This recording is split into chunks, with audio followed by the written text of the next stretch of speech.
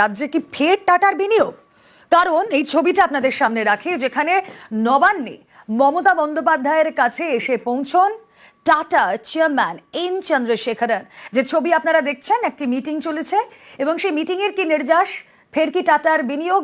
অবশ্যই আমাদের সেই প্রশ্নটা ঘুরে ফিরে আসছে মনে, এবং তার উত্তর আমরা খুঁজি। সোমরাজ বন্দ্যোপাধ্যায় প্রতিনিধি রয়েছেন সঙ্গে। সোমরাজ, নবান্নে টাটা চেয়ারম্যান নটরাজন চন্দ্রশেখরন, দেখো অন্য কোনো গোষ্ঠীর চেয়ারম্যানের আশা মমতা বন্দ্যোপাধ্যায়ের সঙ্গে বৈঠক করা এতটা সিগনিফিকেন্ট হবে না হয়তো, যতটা হবে টাটা চেয়ারম্যান এলে। বিনিয়োগ কি আসছে?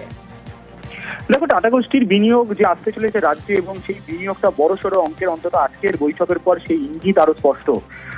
বিশ্ববঙ্গ বাণিজ্য সম্মেলনে টাটা গোষ্ঠীর চেয়ারম্যানের আসার কথা ছিল, কিন্তু তিনি আসতে পারেননি।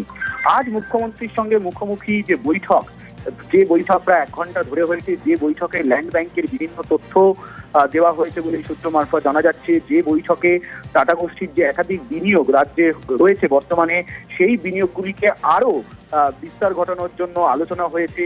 তুমি জানো, পশ্চিম মেদিনীপুরে টাটা গোষ্ঠীর জমি রয়েছে, সেই জমিতে নতুন করে বিনিয়োগের সম্ভাবনা তৈরি হয়েছে, তা নিয়েও আলোচনা হয়েছে। টাটা হিটাচির একাধিক বিনিয়োগ বর্তমানে রয়েছে, সেই বিনিয়োগগুলিকে আরো বাড়ানো নিয়ে আলোচনা হয়েছে বলে সূত্র মারফত জানা যাচ্ছে।